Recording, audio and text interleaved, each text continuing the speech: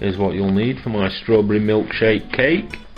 Some double cream, some milkshake powder, obviously strawberry flavour, self-raising flour, caster sugar, some juicy strawberries, touch of baking powder, some eggs, butter, and an optional extra, some red food colouring. If you don't like it, don't put it in, but it does add to the visual effect of the cake. First thing to do, soften your butter, if it's not already soft, in a microwave like I've done. Then you're going in with your sugar, and you're going to mix them with a hand whisk until they're light and creamy. With your butter and sugar mixed, it's time to go in with your 3 eggs, but one at a time. So it's in with the egg and then mix it round. Don't put all 3 eggs in at once.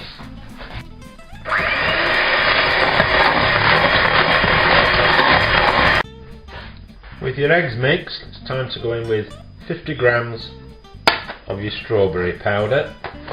You're just going to add some milk to that, like you would if you were making the kids a strawberry milk drink. And then you're just going to mix that into your cake mix.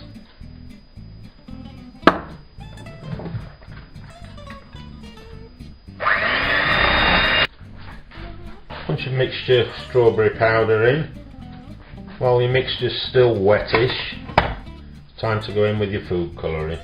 You won't need much, but it'll just give the cake a nice pink tint. With your wet ingredients mixed, it's time to go in with your flour and a teaspoon of baking powder. But you're going to sieve in your flour, and then you're going to fold the flour in. Don't be using the mixer. Just fold it all in until it all comes together. Once it resembles something like that, it's time to get out your baking tin. Oil your cake tin with some olive oil, butter, whatever you prefer, and then you're going to put a bit of greaseproof paper in there, press it down so that it sticks to the oil, and then it's in with your cake mix. You're going to put this in the oven, depending on your oven, for between 30 to 50 minutes, all depends how your oven works. But put it in there, and once a cocktail stick comes out of the middle without any of the mixture on, then you know that it's done. When your cocktail stick comes out nice and clean, your cake's done. Leave that to one side and let it cool down, and you're going to get on with the filling. With your cake cooling down, it's time to get your cream into a mixing bowl. Give it a quick whisk for a few seconds, and then you're going in with a heaped teaspoon of your strawberry milkshake powder, just to add to the extra strawberry flavouring.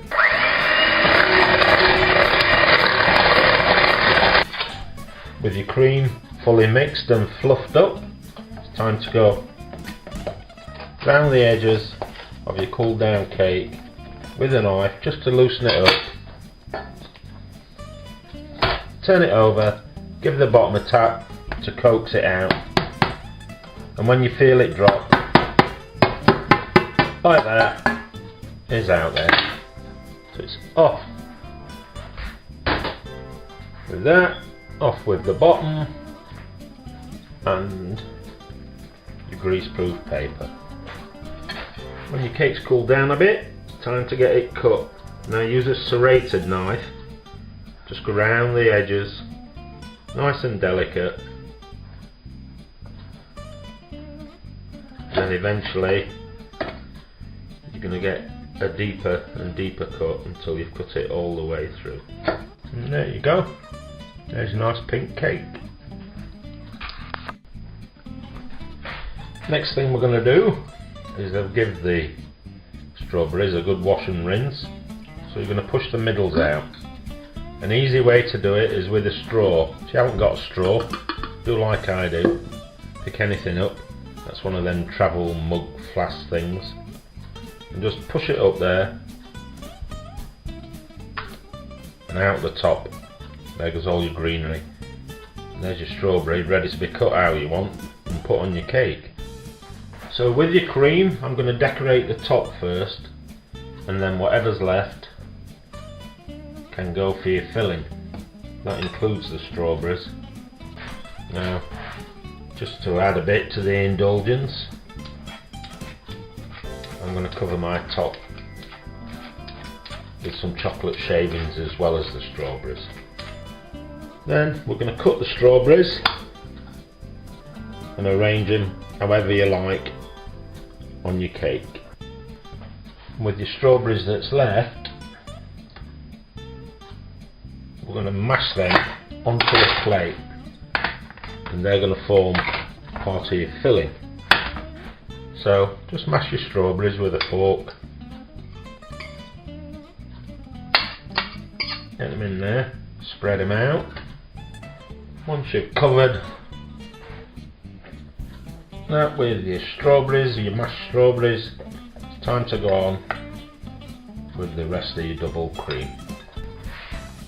Then it's back on with the top, and you're going to want to put that in the fridge for an hour or two before you cut it,